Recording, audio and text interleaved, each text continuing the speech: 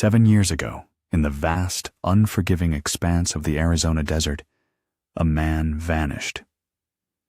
Elias Thorne, a prospector whose life was etched into the rugged landscape, disappeared without a trace in 2018. Then, in 2025, a team of geologists surveying the silent earth stumbled upon an anomaly, a faint, rhythmic signal pulsating from deep within a hidden volcanic fissure. This discovery would unravel a mystery far more complex and captivating than any had dared to imagine. Stick with us until the very end to uncover the full truth behind Elias Thorne's disappearance and the secrets the desert held for 7 long years. Don't forget to subscribe to our channel for more untold stories from the fringes of civilization. Let us know in the comments, what city are you watching from? The Arizona desert, a sprawling canvas of ochre and rust, held its secrets closely, especially in the remote, sun-baked stretches where Elias Thorne often roamed. He was a man carved from the same stone as the mountains he scoured, his weathered face a map of countless expeditions, his eyes holding the quiet wisdom of solitude. Elias was a prospector, not in the romanticized sense of gold rushes and easy fortunes, but in the gritty reality of endless trekking, meticulous observation, and the patient pursuit of rare minerals. He knew the desert intimately, its deceptive beauty, its sudden, brutal shifts in temperament. In the scorching summer of 2018, Elias, then in his early 60s, packed his worn canvas rucksack, checked his well-oiled equipment, and kissed his niece, Sarah, goodbye. He promised to be back in 2 weeks, a promise as solid as the bedrock he sought. Sarah, a young woman who had always seen her uncle as an anchor in her often turbulent world, waved him off with a familiar mix of pride and mild apprehension. She knew the desert could be cruel, but Elias was an expert, almost a part of it. 2 weeks stretched into 3, then 4. Each passing day saw Sarah's initial mild concern curdle into a gnawing fear. Her phone, a constant companion in her hand, remained stubbornly silent. No triumphant call, no brief text message indicating a successful find or a delayed return. Just an echoing void where Elias's familiar voice should have been. The silence grew heavy, unnatural, pressing down on Sarah like the desert heat itself. She called his usual contacts, other prospectors and a few supply store owners in dusty frontier towns. No one had seen him, no one had heard from him. Elias Thorne had simply melted into the vastness. Sarah waited 3 more agonizing days before making the call. Her voice, usually steady, trembled as she explained to the county sheriff's dispatcher that her uncle, Elias Thorne, a seasoned prospector, had not returned from his 2-week expedition into the Black Mountains region. The dispatcher, calm and professional, took down the details. Elias's age, his description, the make and model of his rugged, custom-built prospecting vehicle, and the last known coordinates he had shared with Sarah before heading into the desolate expanse. The initial response was swift, a surge of human order against the vast indifference of the wilderness. A small command post, little more than a couple of tents and a few parked patrol vehicles, bloomed at the edge of the nearest accessible dirt road, miles from any paved highway. Topographical maps, meticulously marked with grids and potential routes, were spread across folding tables. The air crackled with radio chatter as state police cruisers and local sheriff's deputies converged. This was the front line of the search for Elias Thorne, a small island of determined activity on the shore of an immense, silent ocean of sand and rock. The first teams went in at dawn. They were composed of experienced desert rangers and local law enforcement, men and women who understood the deceptive terrain. They moved with a practiced economy, their eyes scanning not just the faint, almost invisible trails, but also the treacherous arroyos, the thorny thickets of mesquite, and the dark, shadowed crevices between ancient rock formations. Their strategy was methodical, based on the general area Elias had indicated to Sarah. They started at the last known point and worked their way outward, following primary washes and ridgelines, while smaller teams branched off to check more remote canyons and dry riverbeds, places where a vehicle might break down or a lone hiker could seek shelter. By the second day, the operation had swelled. Volunteer search and rescue teams from neighboring counties arrived, bringing with them their own expertise and specialized equipment. K9 units were deployed, their handlers giving the dogs a scent article, a worn leather glove from Elias's cabin, before allowing them to work the sun-baked ground. The dogs strained at their leads, noses to the hot earth. But the scent trail seemed to dissipate within a few hundred yards, a common problem in the dry, windswept environment of the desert floor. From above, a state police helicopter chopped through the shimmering air. Its crew used powerful binoculars and thermal cameras to scan the vast, unbroken landscape. But the desert, with its endless undulations and deep, shadowed canyons, was a master of concealment. From the air, it revealed nothing. The helicopter might as well have been searching for a single lost pebble among billions. Sarah was a constant, quiet presence at the command post. She brought bottled water and energy bars she couldn't eat, a small, helpless gesture of gratitude. She studied the maps alongside the search coordinator, a grizzled, sun-beaten sheriff's deputy named Reynolds. Reynolds would point to sections of the map, explaining the day's search grids in a calm, steady voice. But Sarah could see the overwhelming scale of the challenge. The lines on the map were clean and precise. The reality they represented was a tangled, unforgiving world of rock, cactus, and searing heat. Every hour that passed felt like a physical weight pressing down on her. For a week, the search yielded nothing. Not a tire track, not a discarded water bottle, not a single sign that Elias had passed that way. It was baffling. Even in an accident, a prospector as experienced as Elias would have left some trace. The searchers themselves were leaving more signs of their passage than they were finding of his. The mood at the command post grew more somber. The initial buzz of urgent activity settled into a grim, grinding routine. The hope that had ignited the search began to flicker under the strain. Then, on the 9th day, a radio call crackled through the command post, sharp and clear. A volunteer team searching a particularly rugged remote canyon several miles west of Elias's planned route had found something. The team leader's voice was strained with excitement. They had found a small, weathered piece of canvas, a faded green, snagged on a thorny ocotillo branch overhanging a dry wash. The color was a near-perfect match for Elias's distinctive prospecting tent. The news sent a jolt of adrenaline through the entire operation. Reynolds immediately began redirecting resources. 2 expert tracking teams were dispatched to the location, along with a forensics deputy. The helicopter was diverted to circle the new area. At the command post, Sarah felt a surge of desperate optimism, a feeling so sharp it was painful.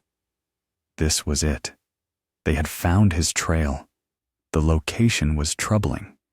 It was rugged, off-road, and suggested he might have been in serious trouble, perhaps disoriented or fleeing something. But it was a lead. It was something tangible in a search that had so far been defined by absence.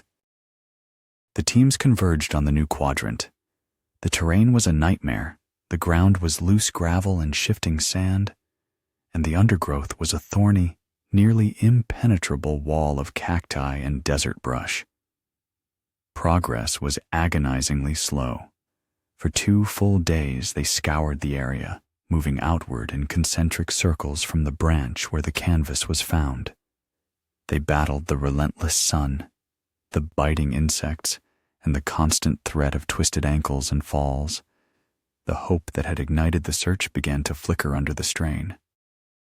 The definitive answer came late on the second day. The canvas scrap was brought back to the command post in an evidence bag. Reynolds and a senior investigator examined it under a magnifying lamp. It was the right color, but the material felt wrong. It was a cheaper, heavier canvas than the durable, specialized material of Elias's tent.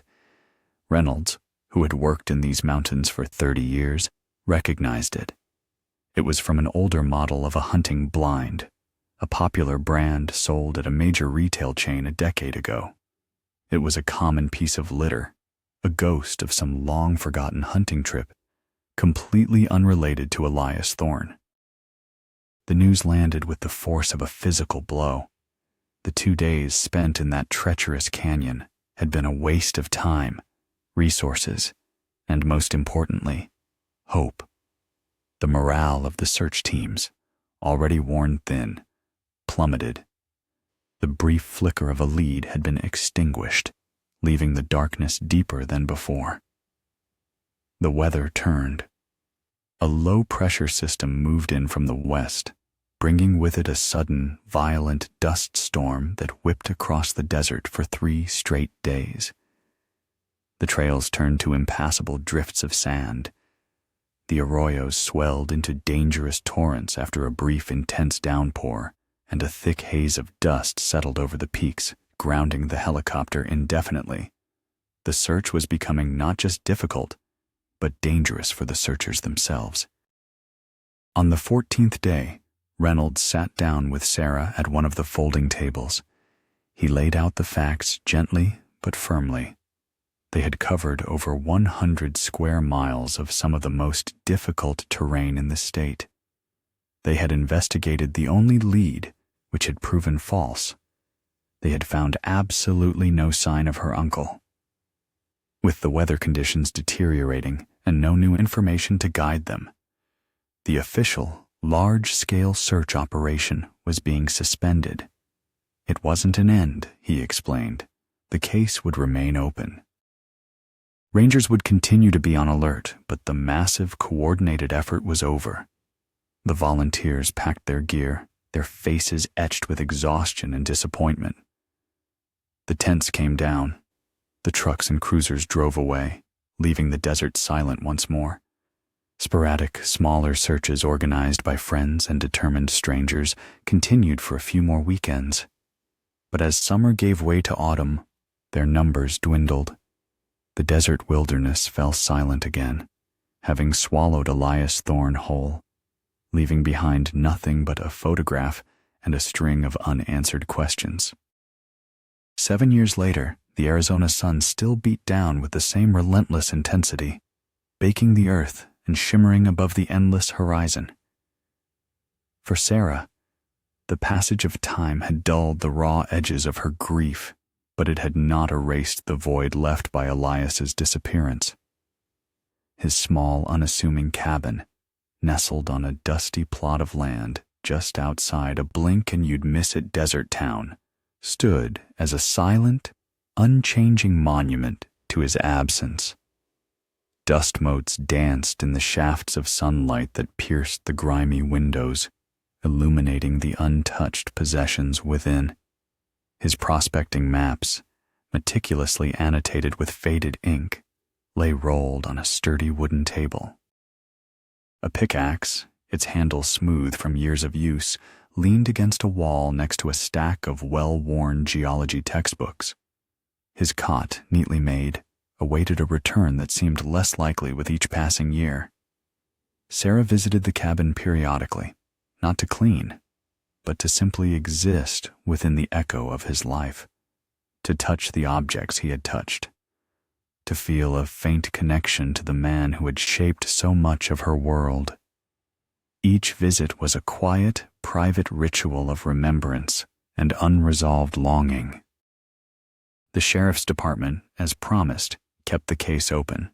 Elias Thorne's name remained on a list of missing persons, filed away in a steel cabinet in a climate-controlled room. Every few months, Sarah would receive a polite, formal letter from the county stating that there were no new developments. Occasionally, a new deputy would be assigned to review cold cases, and Sarah would receive a call, a hopeful flicker in the darkness, only for it to be extinguished after a few cursory checks that yielded nothing. The desert had swallowed Elias whole, and it seemed content to keep its secret. The prevailing theory, reluctantly accepted by law enforcement and sorrowfully by Sarah, was that Elias had succumbed to the desert. Perhaps a fall, a sudden illness, or extreme dehydration. His body, if it existed, was likely claimed by the scavengers or buried by shifting sands, lost forever in the vast, indifferent landscape he had loved. There was no foul play suspected, no indication of another human presence. Elias had simply gone into the wild, and the wild had held on to him. Sarah, now in her late 20s, had carved out a life for herself. She worked as a graphic designer in a city 200 miles away, a world removed from the quiet desolation of the desert. She had friends, a career, and the semblance of normalcy. Yet, the unanswered questions about Elias lingered like a phantom limb, a constant dull ache beneath the surface of her daily existence. Every sunrise felt like another day he hadn't returned. Every distant siren, a momentary spike of adrenaline, quickly subsiding into disappointment. She found herself scanning faces in crowds, searching for a familiar glint in a stranger's eye, a profile that hinted at her uncle. It was an involuntary act, a habit born of unresolved grief. The world moved on, but for Sarah, a small part of her remained tethered to that distant summer of 2018, forever waiting for a sign. Unbeknownst to Sarah or anyone involved in Elias's case, the earth itself was stirring in the very region where he had disappeared. For several years, a series of low-frequency seismic tremors, too subtle to be widely noticed, but persistent enough to pique scientific interest, had been registered by specialized geological monitoring stations across Arizona.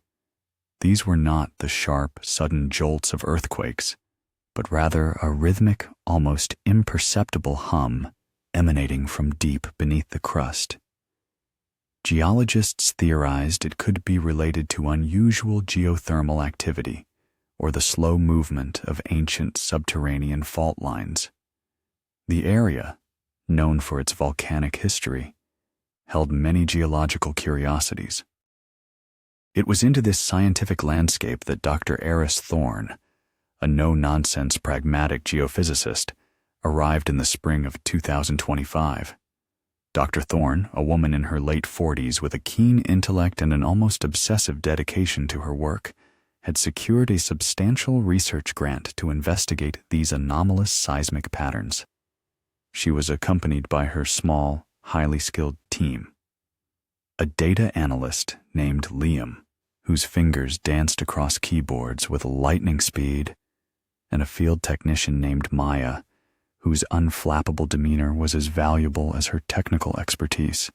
Their equipment was state-of-the-art, designed to probe the Earth's hidden depths with unprecedented precision. They deployed an array of specialized sensors across a wide swathe of the Black Mountains region, meticulously recording every tremor, every subtle vibration, every whisper from the planet's interior. Their days were long, filled with data collection and analysis, their nights spent under the vast star-strewn desert sky, far from the light pollution of any city. They were pursuing a purely scientific inquiry, driven by the desire to understand the Earth's complex, dynamic processes. They had no interest in missing persons cases, cold or otherwise. Their mission was to listen to the silent language of the rocks, to map the unseen forces at play beneath the desolate beauty of the Arizona desert. Little did they know, their sophisticated instruments were about to pick up a signal that spoke not of geological forces, but of something far more human and far more mysterious. The desert nights, though cool, offered little respite from the relentless focus of Dr. Elias Thorne and her team. Their remote camp, a cluster of tents and a mobile laboratory trailer, hummed with the quiet efficiency of scientific endeavor. Liam, the data analyst, spent hours hunched over his multiple screens, lines of complex algorithms scrolling past his eyes, searching for patterns in the vast datasets of seismic activity. Maya, ever practical, maintained the sophisticated array of sensors deployed across the landscape, ensuring their precise calibration against the elements. Dr. Thorne herself moved between the field and the lab, her mind a constant churning engine of hypothesis and analysis. Their primary objective remained the mapping of anomalous low-frequency tremors, a purely geological pursuit. It was late one evening, a little over a week into their field operations, when Liam called out to Dr. Thorne from inside the trailer. His voice held a note of unusual urgency. "Dr. Thorne, you need to see this. It's peculiar." Dr. Thorne, wiping dust from her hands, moved swiftly to his workstation. On one of Liam's monitors, a waveform, usually a predictable ebb and flow of seismic energy, displayed an erratic, yet distinctly rhythmic pattern. It was a pulse, not a tremor. It repeated with a strange, almost mechanical regularity, unlike anything they had observed from natural geological phenomena. The signal was faint, barely discernible amidst the background noise of the earth, but it was unmistakably there. "Run a frequency analysis," Dr. Thorne instructed, her voice calm but her eyes narrowed in concentration. Liam's fingers flew across the keyboard. The analysis confirmed her initial suspicion. The signal was not seismic in origin. It was an electromagnetic pulse, extremely low frequency, yet consistent. Its signature was unlike any natural radiation they typically encountered. It resonated with a specific, almost deliberate rhythm, a stark contrast to the chaotic randomness of the desert's ambient electromagnetic field. "It's too regular to be natural interference," Maya observed, leaning over Liam's shoulder. "Too structured." Dr. Thorne considered the data. They were equipped to detect a wide spectrum of electromagnetic radiation, from the subtle fields generated by fault lines to the minute currents flowing through subterranean water sources. But this signal was different. It possessed an artificiality, a deliberate quality that spoke of an origin other than the raw forces of the earth. She cross-referenced the signal's characteristics with known natural and man-made sources. It didn't match any familiar geological signatures, nor did it align with typical radio transmissions, cellular signals, or even military frequencies. It was an enigma. Over the next 2 days, the team shifted their focus. The initial goal of mapping ambient seismic activity became secondary to triangulating the source of this bizarre pulse. They deployed additional, highly sensitive electromagnetic sensors, meticulously positioning them across a wider area to pinpoint the origin. The work was painstaking, requiring precise calibration and repeated readings to filter out the pervasive natural electromagnetic noise of the desert. The signal, though faint, remained persistent, a ghost in the machine, guiding their efforts. Finally, after dozens of readings and careful calculations, a precise set of coordinates emerged. The signal's epicenter was not on any previously mapped geological feature. It lay several miles off their original survey route, deep within a section of the Black Mountains known for its rugged volcanic terrain and its isolation. It was an area rarely traversed, even by local prospectors. The coordinates pointed to a specific point on the map, a small, unassuming rise in the landscape, indistinguishable from hundreds of others in the vast desert panorama. Yet, their instruments insisted that was the source. The following morning, under a sky already blazing with the promise of another scorching day, Dr. Thorne and her team packed a subset of their equipment. They left their main camp under Maya's supervision, taking only the most critical instruments for close-range detection. The journey to the coordinates was arduous. Their specialized off-road vehicle bounced and scraped over barely discernible tracks, navigating through fields of jagged basalt and dense thickets of cholla cactus. The silence of the desert was absolute, broken only by the crunch of their tires on gravel and the distant hum of their portable generator powering their equipment.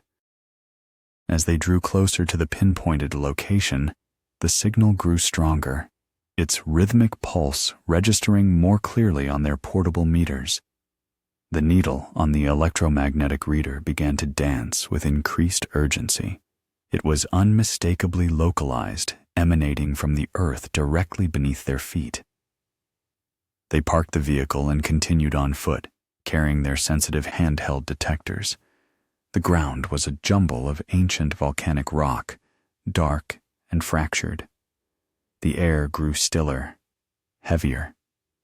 Then, almost imperceptibly, they saw it.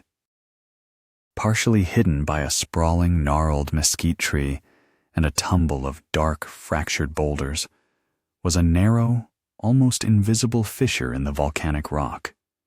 It was less a cave and more a crack, a vertical scar on the face of the earth, barely wide enough for a person to squeeze through. From a distance, it blended seamlessly with the surrounding geology, a natural concealment crafted by millions of years of volcanic activity and erosion. But as they approached, their handheld devices flared to life, the signal reaching its absolute peak. This was it, the source of the mysterious rhythmic pulse. The hidden fissure, silently broadcasting its secret to the vast, indifferent desert for an unknown length of time. The air around the opening felt strangely cool, a stark contrast to the oppressive heat of the surface. A profound sense of anticipation, laced with a tremor of apprehension, settled over Dr. Thorne and her team. They had found the signal's origin, but the true nature of what lay beyond that hidden crack remained a complete unknown. The narrow fissure, barely a foot wide in places, was more a jagged tear in the earth than a hospitable entrance. Dark, volcanic rock, sharp and unforgiving, lined its walls, still radiating the day's absorbed heat. Dr. Elias Thorne, despite her scientific rigor, felt a primal tremor of apprehension as she gazed into the inky blackness below. The electromagnetic signal, however, pulsed with an undeniable insistence from within, a silent invitation into the unknown. This was no ordinary geological anomaly. This felt like a secret waiting to be unburied. After a quick, hushed discussion, roles were assigned. Liam, with his meticulous nature, would manage the surface equipment and monitor the data streams. Maya, steady and reliable, would oversee the safety lines.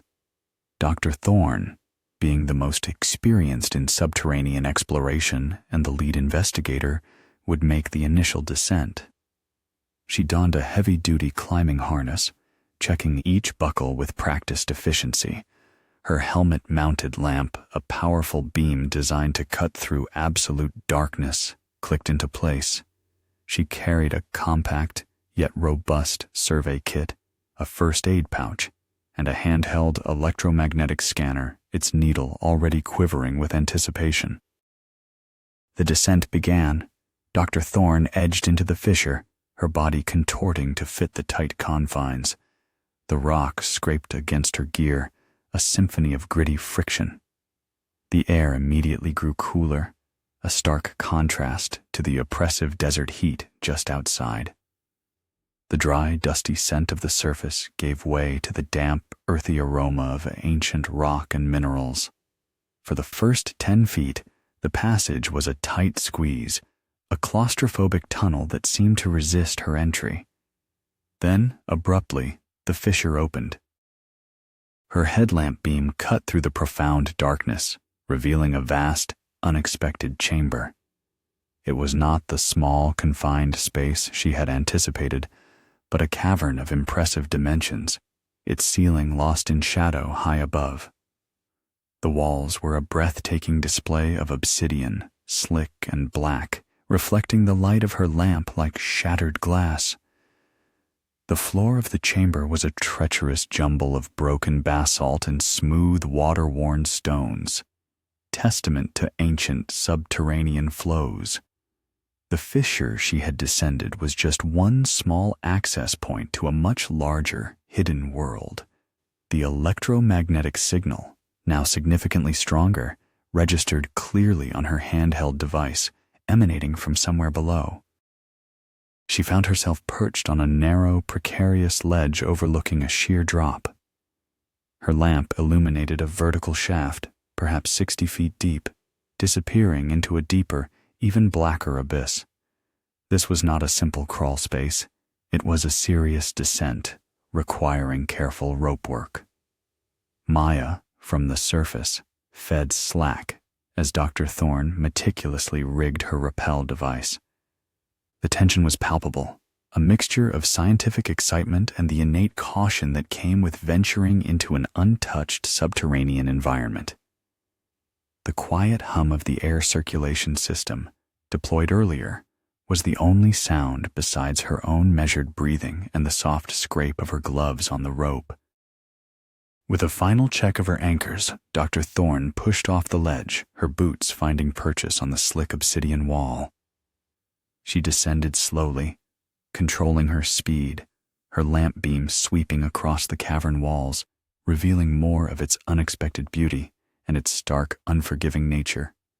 Halfway down, the air grew noticeably colder, a damp chill that seeped into her bones despite her insulated clothing. The signal on her scanner pulsed with renewed intensity, its source drawing closer. When her boots finally touched the uneven floor of the lower chamber, a sense of profound isolation washed over her. The fissure she had come through was now just a tiny pinprick of light far above. This was a world unto itself, untouched by sunlight, existing in an eternal night. The lower chamber was smaller than the upper one, more enclosed, with several dark passages leading off into unknown directions. The air was still, heavy, with a faint, metallic tang. Her lamp beam danced across the surfaces, searching. And then she saw them, nestled amongst a pile of jagged volcanic rocks, half obscured by a natural alcove, were remnants that were undeniably out of place in this pristine natural environment. A tattered, weathered canvas backpack, its color faded to a dull olive green, lay collapsed on the ground. Beside it, glinting faintly in her lamplight, was a crudely fashioned pickaxe. Its head, remarkably, appeared to be made from a sharpened piece of obsidian, lashed to a sturdy wooden handle with what looked like strips of rawhide. There were no human remains, no skeletal fragments, no definitive sign of Elias Thorne's fate, just these two poignant, silent objects. Dr. Thorne approached cautiously, her heart hammering a rhythm against her ribs that was almost as strong as the electromagnetic pulse now screaming on her scanner. The backpack was old, clearly exposed to the elements for a long time, yet its shape was still discernible. The pickaxe, however, spoke of immense effort and ingenuity. Who would fashion such a tool here, deep underground? The implications began to ripple through her mind, challenging every assumption. This was not merely the site of a fall or a disappearance. This was a place where someone had not only survived, but had actively lived, adapting to this impossible, obsidian-lined world. The signal, still blaring on her device, was coming from the vicinity of the backpack. Her hand, steady despite the surge of adrenaline, reached out to investigate further, a scientific expedition now transformed into a hunt for answers to a human mystery. The silence in the deep cavern was profound, broken only by the steady beep of Dr. Elias Thorne's electromagnetic scanner and the quiet hum of her own breathing. Her lamp beam, a solitary shaft of light in the vast darkness, focused on the tattered backpack and the crude obsidian pickaxe. The initial shock of discovery gave way to a surge of professional curiosity, quickly intertwined with a growing sense of unease. This was no longer just a scientific anomaly. It felt like an archaeological site, a frozen moment in a human drama. She knelt beside the backpack, her gloved hands moving with deliberate care. The canvas was severely degraded by time and dampness, stained with mineral deposits from the cave environment. Yet, familiar details emerged.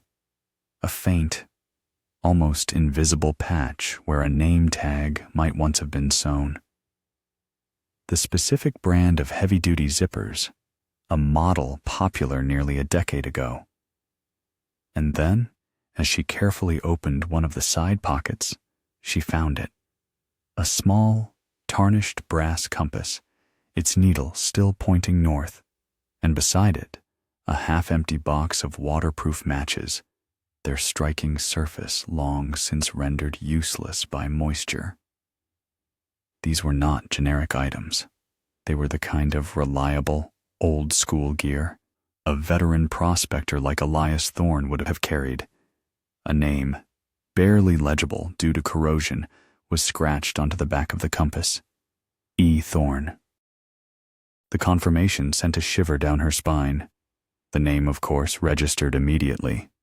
The disappearance of Elias Thorne 7 years prior had been a local legend, a cautionary tale of the desert's unforgiving nature. For years, the story had been a grim, unresolved footnote in the regional news. Now, here were his possessions, deep within an unmapped volcanic cave, miles from where any search had ventured. It was a revelation that defied all logic and all previous assumptions. Her attention then shifted to the pickaxe. This was the truly extraordinary find. It wasn't a commercial tool, but a testament to desperate ingenuity. The head, about the size of her hand, was a precisely flaked piece of obsidian, sharpened to a lethal edge. The craftsmanship, though rudimentary, suggested a remarkable understanding of stone tools, something rarely seen outside of ancient archaeological sites. It was lashed to a sturdy, gnarled piece of desert hardwood, likely a mesquite branch with strips of what appeared to be dried animal hide, remarkably preserved by the cool, dry air of the cave. This wasn't something a lost hiker would casually carry. This was a tool for survival, forged in dire circumstances. The sheer effort and skill required to create such an item, deep within a dark cave, spoke volumes about the maker's determination and desperate need.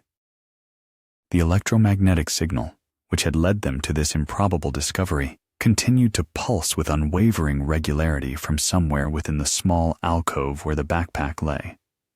Dr. Thorne carefully moved the backpack aside, her lamp sweeping the rock face.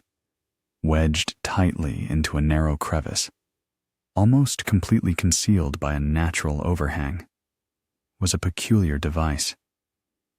It was small, no larger than a brick, and cobbled together from what looked like salvaged electronics.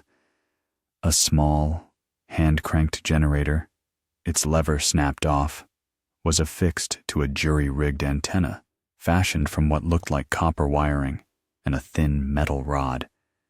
It was crude, yet undeniably functional. This was the source of the persistent, rhythmic electromagnetic pulse. This was what had drawn them here. Her mind raced, piecing together the fragmented clues.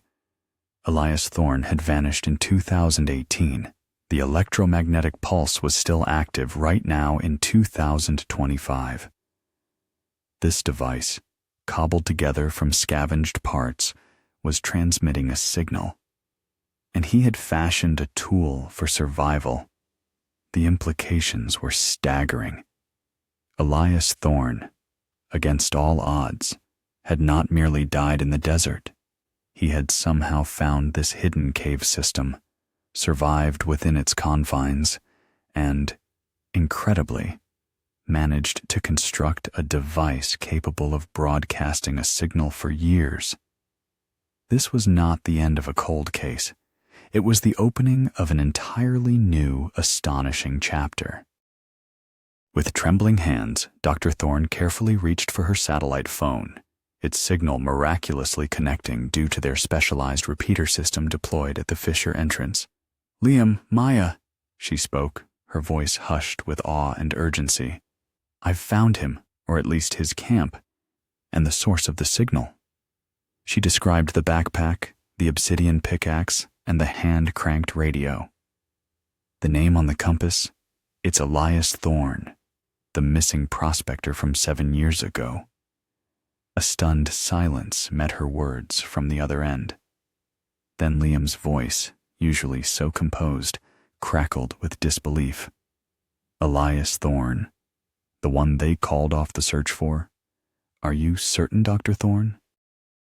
"Absolutely certain," she affirmed, her gaze fixed on the makeshift radio, still humming with its silent message. "And the signal? It's coming from this device. It's been transmitting. For a long time, I think. This changes everything. He didn't just vanish. He was here. He survived. And he was trying to communicate." The discovery had transformed their purely scientific expedition into something far more profound.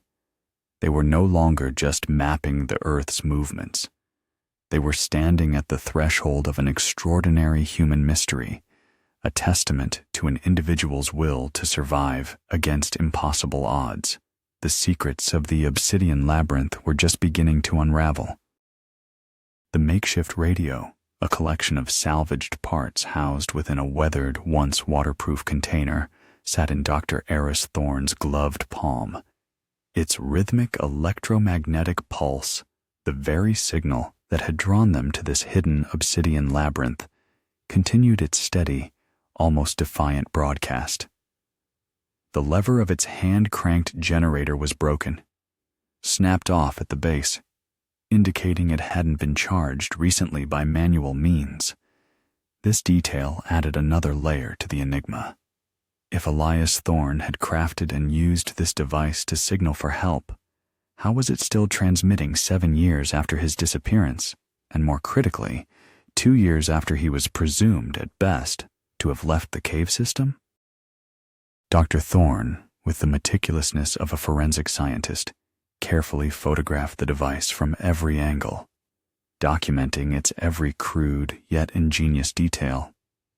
She noted the heavy-gauge copper wire coiled around a non-conductive rod, forming an improvised antenna. The core of the device appeared to be a salvaged radio tuner, perhaps from an old car or a portable shortwave set, stripped down to its essential components. What truly fascinated her, however, were the power sources.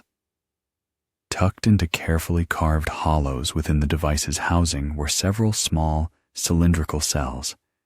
They were unlike any standard commercial batteries she had ever encountered. Their casings were dark, almost black, with unusual, almost crystalline textures. They were not marked with any recognizable brand or chemical composition. These were clearly not store-bought. They were unique, handcrafted power sources, a testament to an advanced, or perhaps forgotten, form of electrical ingenuity. She carefully detached one of the peculiar cells, using a specialized diagnostic tool from her survey kit.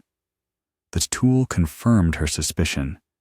The cells were indeed some form of battery, but their chemical makeup was alien to conventional power cells. The voltage reading was low but remarkably stable, and the amperage output indicated an incredibly slow, sustained discharge rate. These were not designed for high power bursts, but for longevity, for a whisper of energy over an immense period of time. This was how the signal had endured. Elias Thorne, or whoever created these batteries, had devised a power source capable of broadcasting for years on end, requiring minimal or no recharging. This implied a deep understanding of basic electrical principles and an incredible resourcefulness, far beyond the typical skills of a prospector. The discovery of these unconventional batteries was a scientific revelation in itself, but in the context of Elias Thorne, it was far more. It shattered the initial assumption that the signal was a relic of his first days in the cave. The consistent 2-year activity meant he was alive and actively maintaining this signal as recently as 2023. This was not a desperate cry from a dying man. It was a sustained, silent message from a long-term survivor. It meant he had not simply perished in the early days of his disappearance. He had lived, adapted, and continued to fight for discovery, deep within this hidden world. Dr. Thorne relayed her findings to Liam and Maya on the surface. Her voice, usually so composed, carried an undeniable tremor of excitement and disbelief. "The power cells are unlike anything I've seen," she explained, her words careful and precise, despite her racing thoughts. "They're providing a sustained, ultra-low discharge. That radio, it's been active, continuously, for at least the last 2 years. Perhaps even longer, but my equipment can only confirm 2. Liam's stunned silence was almost audible through the satellite connection. 2 years, Dr. Thorne? That means he was alive in 2023. This changes everything for the missing person case. He wasn't just lost. He survived for years." "Precisely," Dr. Thorne confirmed, "and it raises a host of new questions. How did he obtain these materials? How did he construct these batteries? What was he trying to communicate, and where is he now?" The realization that Elias Thorne had endured for so long and had possessed such remarkable ingenuity transformed the scientific inquiry into a compelling human mystery. The case, once cold and buried beneath layers of resignation, had suddenly ignited with a new, astonishing light. The discovery of the radio and its enduring power source was the fulcrum upon which the entire narrative turned. It meant that Elias Thorne was not merely a victim of the desert, but a survivor of extraordinary resilience. The silent electromagnetic pulse, once just an intriguing anomaly, now carried the weight of a desperate human story. It beckoned them deeper into the labyrinth, suggesting that the answers to Elias Thorne's fate lay not in a brief, tragic accident, but in a prolonged, arduous struggle for existence within the Earth's hidden depths. Their next step was clear. They had to understand the full extent of this subterranean world and search for more signs of Elias Thorne's improbable survival. The secrets of the obsidian labyrinth had just begun to reveal themselves. The news of Elias Thorne's presumed survival, carried from the depths of the obsidian cavern by Dr. Elias Thorne's hushed, urgent voice, ripped through the silent composure of the surface team. Liam and Maya, their faces etched with a mixture of disbelief and awe, immediately understood the seismic shift in their mission. What began as a purely geological survey had spiraled into a missing persons case of unprecedented strangeness. Once Dr. Thorne had ascended, bringing with her the tattered backpack, the obsidian pickaxe, and the strange, still pulsating radio, they wasted no time. A secure satellite call was immediately placed to Sheriff Reynolds, the very man who had presided over the fruitless initial search 7 years prior. Sheriff Reynolds, now a decade older and wearier, listened in stunned silence. The details, calmly recounted by Dr. Thorne, defied everything he had come to believe about Elias Thorne's fate. A signal active for 2 years? Makeshift batteries? An obsidian tool? It sounded like something from a pulp novel, not a real-life cold case.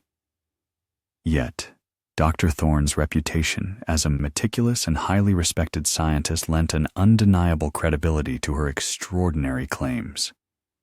The forensic report on the strange batteries, along with detailed photographs of the radio and pickaxe, would soon be dispatched to his office, but for now, her word was enough.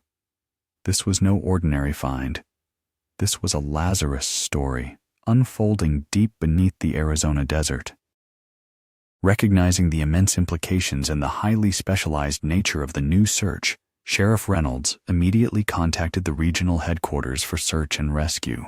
Within 24 hours, a specialized cave mapping and rescue team was mobilized. These were not the generalist volunteers of 7 years ago, but highly trained cavers, geologists, and paramedics equipped with cutting-edge subterranean mapping technology, advanced communication systems, and survival gear designed for prolonged underground operations. Their leader, a stoic woman named Captain Eva Rostova, had spent 2 decades navigating the most complex cave systems in the American Southwest. Her team, a compact unit of 4, arrived with an air of quiet, professional determination. Their first priority was to comprehensively map the obsidian labyrinth. The fissure through which Dr. Thorne had initially descended was designated Entrance Alpha, a tight, difficult access point that clearly wasn't designed for regular use.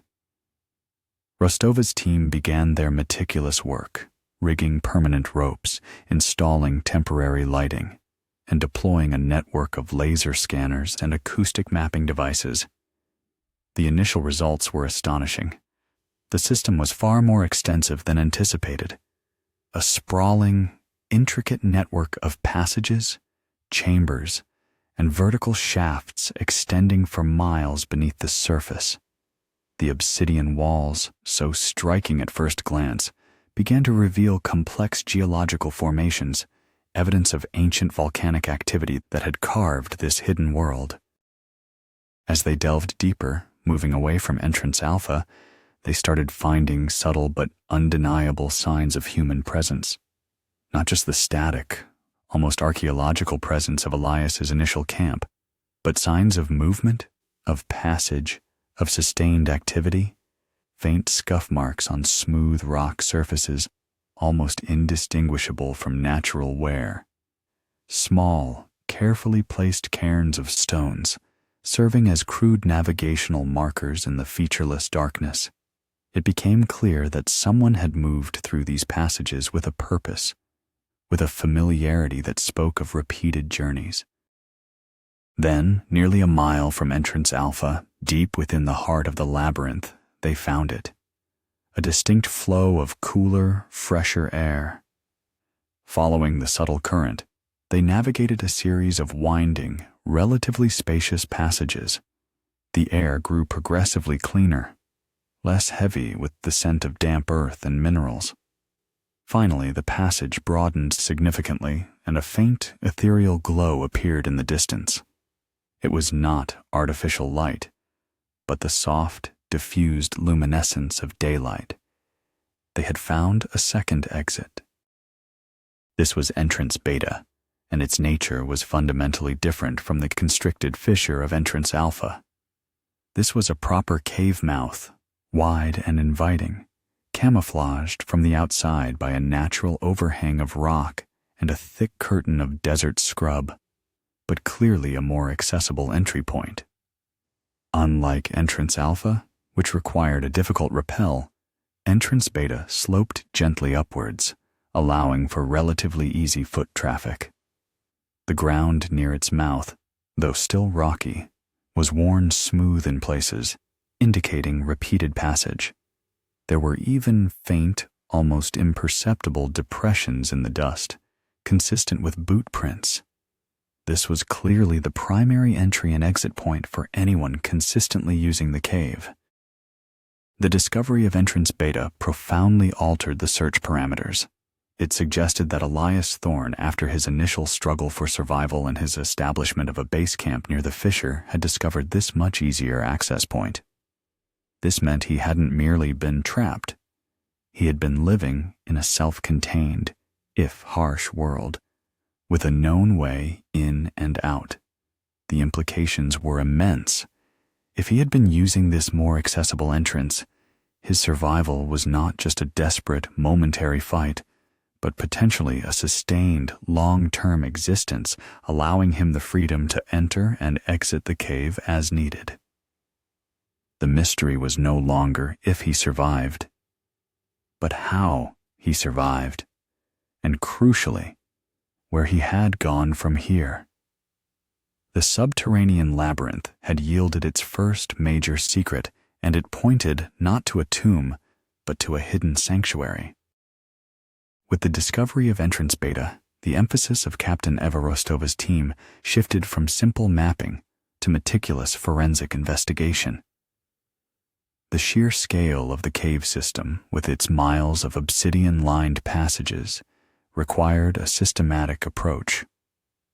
They began at the second entrance, working inward, their powerful lamps cutting through the ancient darkness, revealing details that the casual eye would undoubtedly miss. Every inch of the floor, every crevice in the walls, was scrutinized. The air in this section of the cave was noticeably different. A faint, lingering scent of wood smoke, long since dissipated into the cool, damp air, hinted at past activity.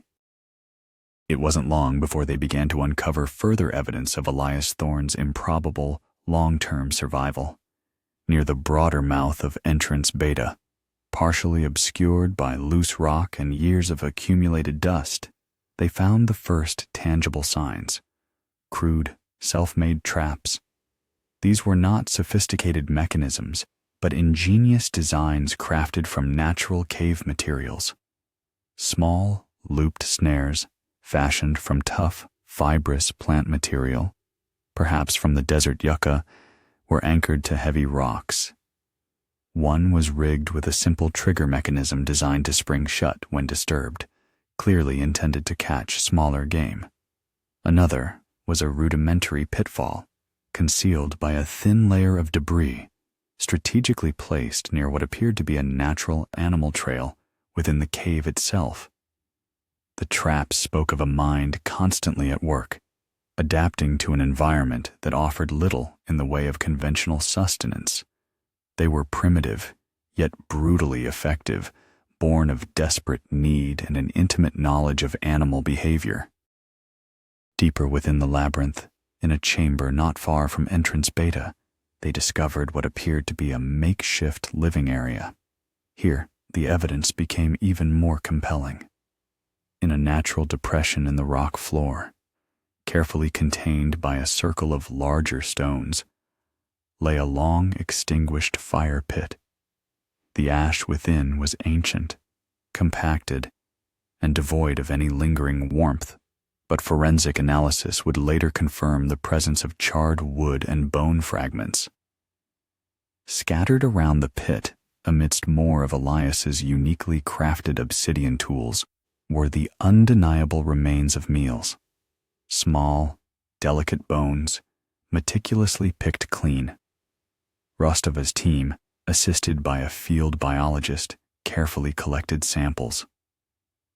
Preliminary identification suggested a diet comprised primarily of desert rodents, pack rats, kangaroo rats, along with the occasional cave-dwelling bat, and even the skeletal remnants of various lizards and desert birds that must have ventured too close to the cave entrance or been lured into traps. The evidence was irrefutable. Elias Thorne had not only survived, he had hunted, prepared food, and sustained himself for an extended period within this subterranean world. The obsidian tools found near the fire pit provided further insight into his remarkable adaptation. There was a razor-sharp flaked knife, its edge still keen, clearly used for skinning and butchering.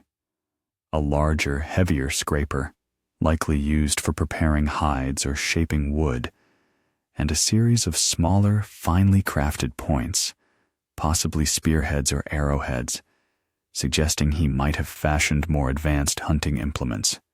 These were not tools of convenience. They were tools of necessity, born from a primal instinct for survival and honed by relentless practice.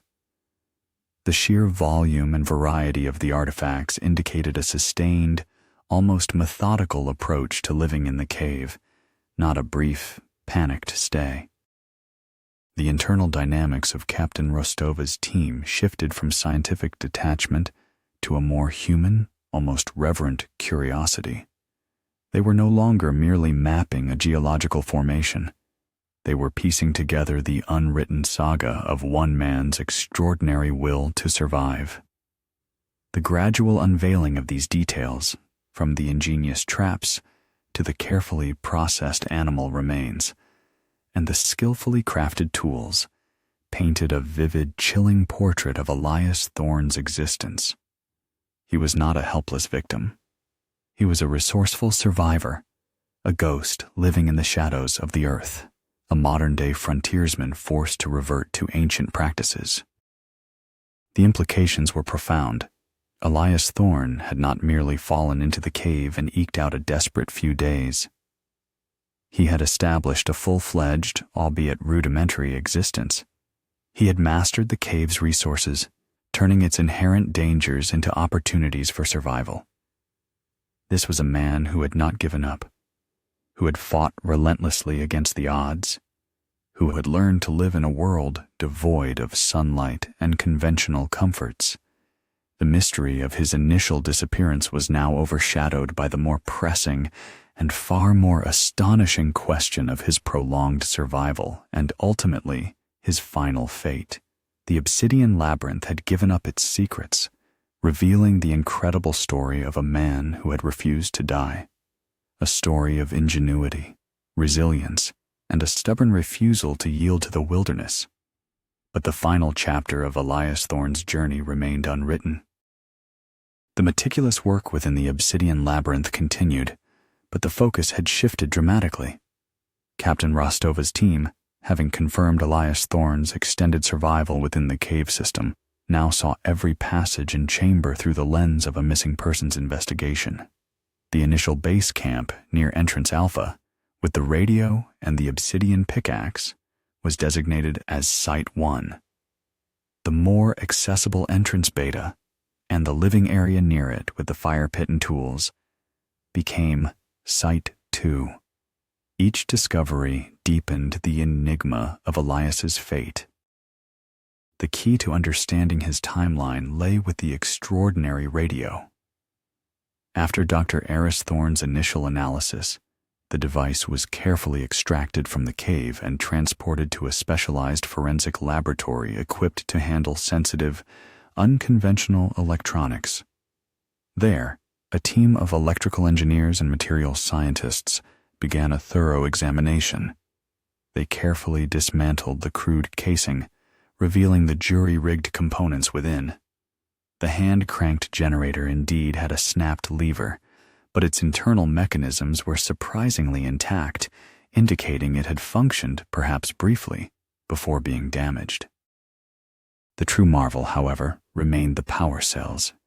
The initial diagnostic by Dr. Thorne was confirmed and expanded upon.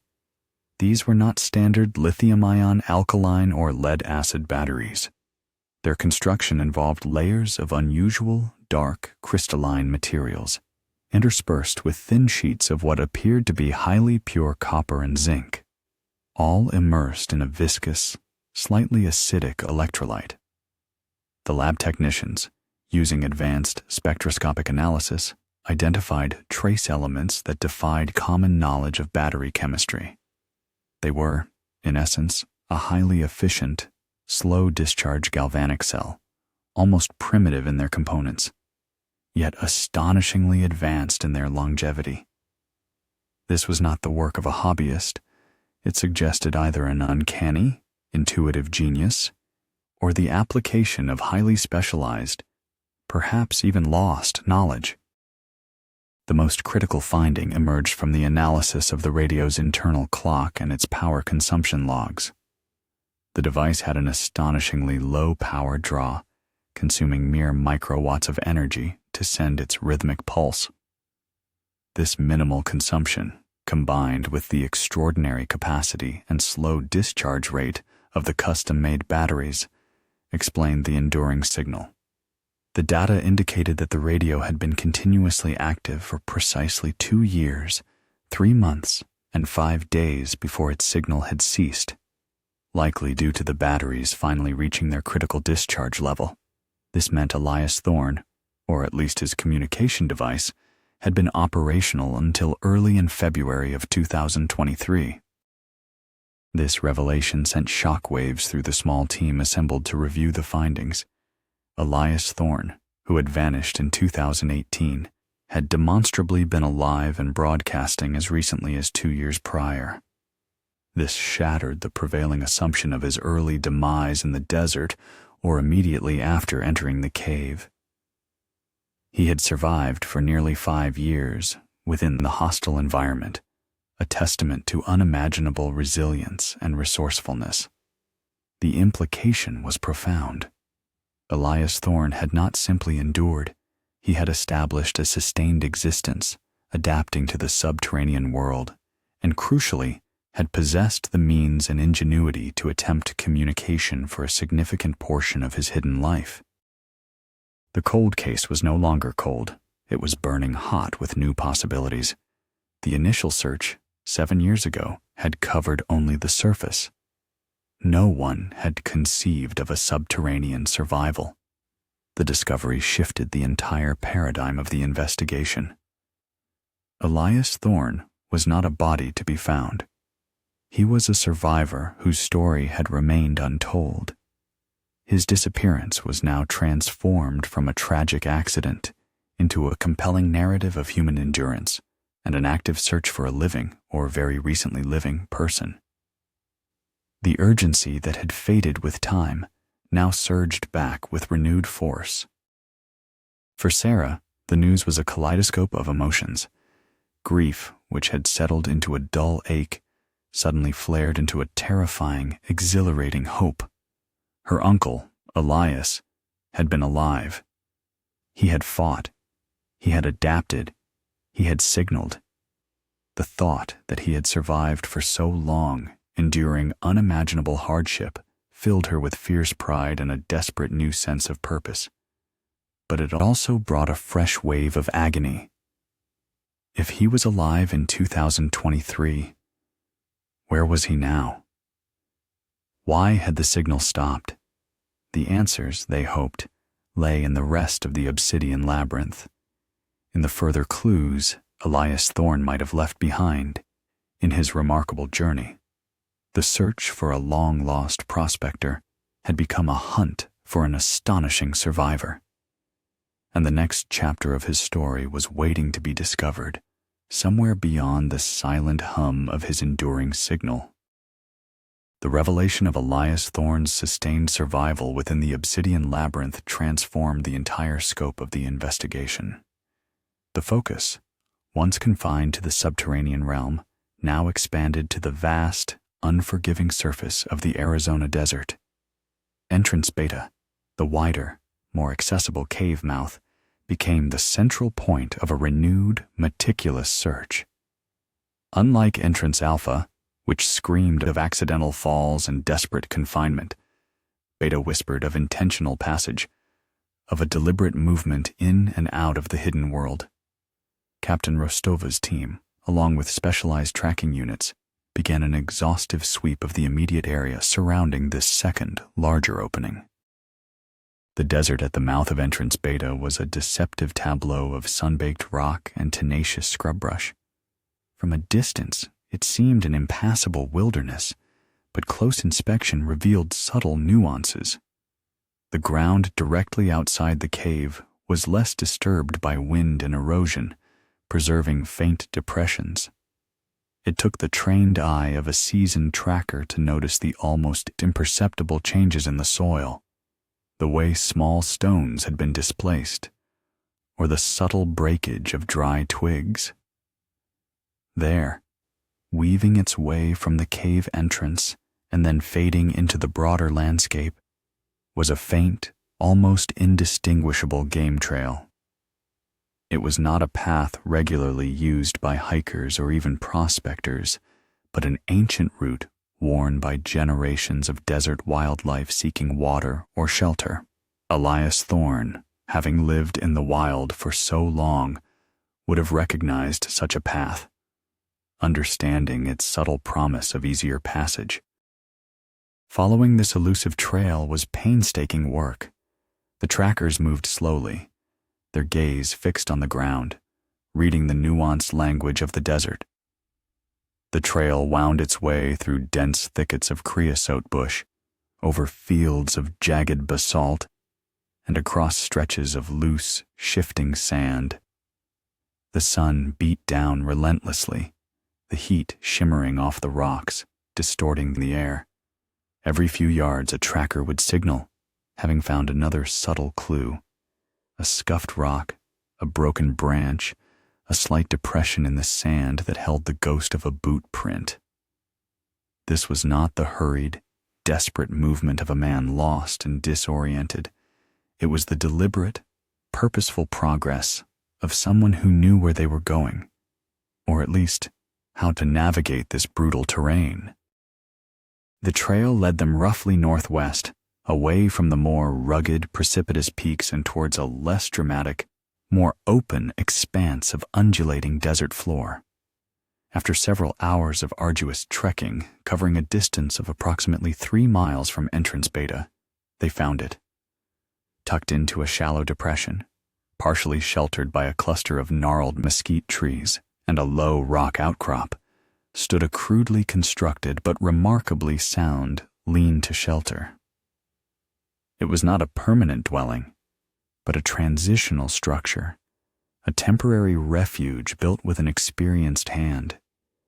Its frame was fashioned from sturdy, interlocking branches, lashed together with plant fibers, and covered with layers of dried brush and flattened pieces of scavenged corrugated metal, likely from an abandoned mining shack or an old water tank.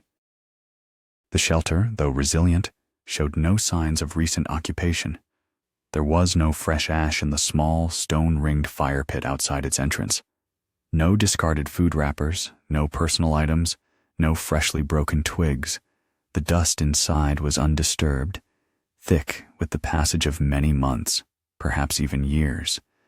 This suggested that Elias Thorne had used this lean-to as a temporary staging point, a place of transition from the full-time cave dwelling to a more exposed existence. He had made it out. He had adapted to life on the surface again, at least for a period. This lean-to was a testament to his continued will to survive, to his ability to thrive in the harshness of the desert even after escaping his subterranean prison. The game trail, faint but still discernible, continued past the lean-to. It stretched for another 2 miles, gradually widening and becoming slightly more defined until it finally intersected with a remote, seldom used desert road. This was not a paved highway, but a single-lane dirt track, rarely traversed by anything more than a rancher's pickup or an off-road enthusiast. It was a route that offered a remote connection to the outside world, a lifeline stretching across the vast, empty miles. At this point, the trail vanished. There were no further boot prints, no discarded items, no signs of struggle or forced entry. The tracks simply ended, as if Elias Thorne had stepped from the desert floor onto the road and ceased to exist. This was the final, agonizing clue.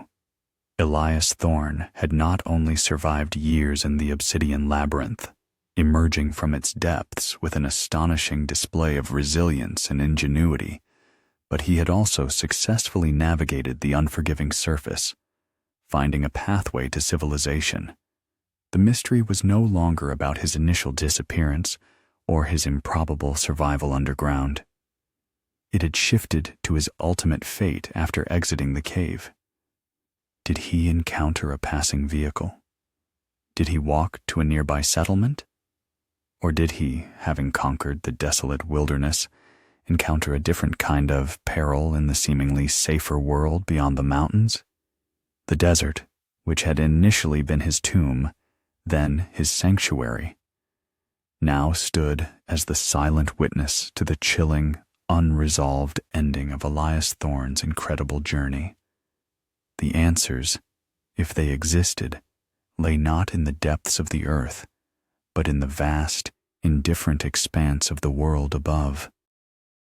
The faint game trail, a testament to Elias Thorne's improbable journey, dissolved abruptly at the edge of the remote desert road. This was the final, most baffling clue in a mystery that had spanned 7 years and thousands of miles of unforgiving wilderness. The road itself was little more than 2 dusty tire tracks etched into the parched earth, rarely used by anything beyond the occasional ranch vehicle or a determined off-road enthusiast.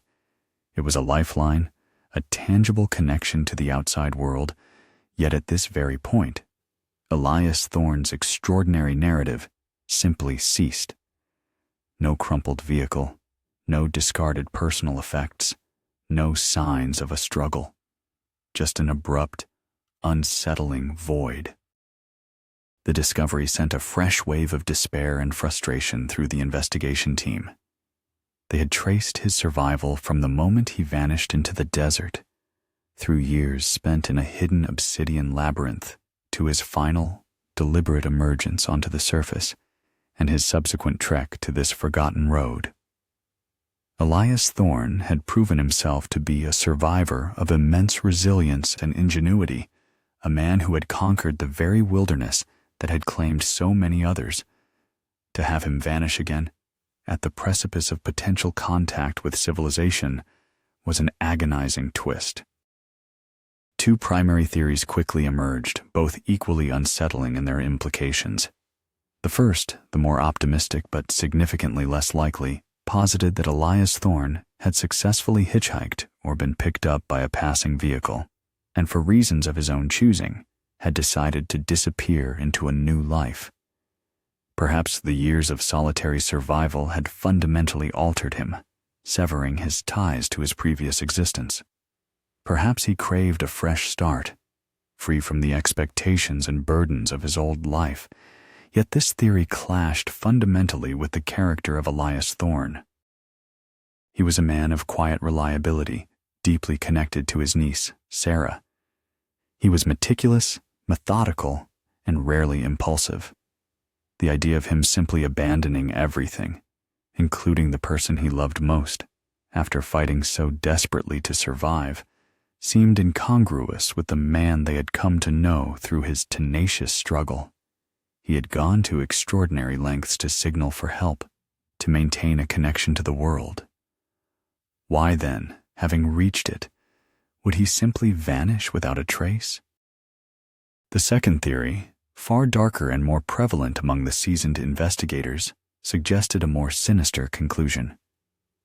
Elias Thorne had survived the desert, endured the unimaginable hardships of the cave, and walked himself to the very edge of salvation, only to encounter a peril more dangerous than any in the wild, another human being. The remote nature of the road offered little in the way of witnesses. A single passing vehicle, a chance encounter, could have sealed his fate. The desert, with its vast emptiness, provided ample opportunity for foul play to go unnoticed and unpunished. No evidence of a struggle was found on the dusty road, but the desert wind and sporadic, brief rains could have easily erased such traces over time.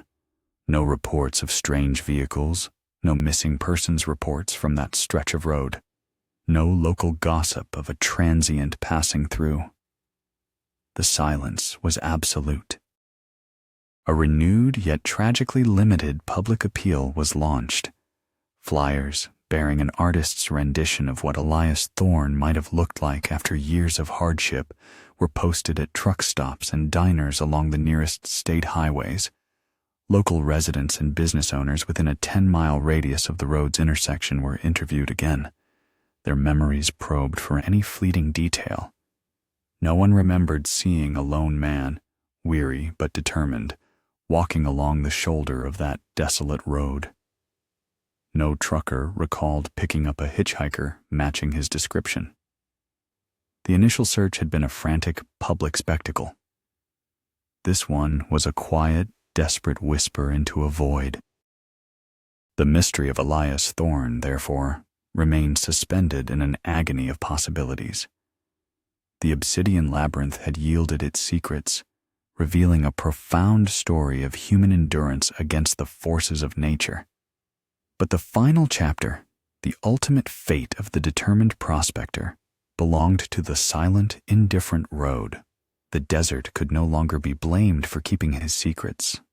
Elias Thorne had escaped its clutches. The question now was what, or who, had claimed him next. His journey had ended not with a whimper in the wild, but with a silent, terrifying disappearance on the edge of civilization, leaving behind only questions and the haunting legacy of his incredible, unfinished struggle. The Arizona desert, once a silent, unknowable force in the vanishing of Elias Thorne, had finally surrendered its secrets. 7 years of unanswered questions, of a family's quiet agony, had been shattered by the astonishing discovery of his subterranean survival. The obsidian labyrinth, with its crude tools and long-extinguished fire pits, painted a vivid picture of a man's indomitable will. His ingenious radio, broadcasting a desperate whisper for years, had ultimately been his beacon, guiding the searchers to a story far more incredible than any had dared to imagine. Elias Thorne had not simply vanished. He had lived, adapted, and fought with an almost primal ferocity against the odds. He had navigated the brutal landscape, found sanctuary beneath the earth, and emerged, against all expectations, to the very edge of the familiar world. Yet, at the point where the faint game trail met the seldom-used desert road, Elias Thorne's extraordinary journey dissolved into the same unsettling void from which it had begun.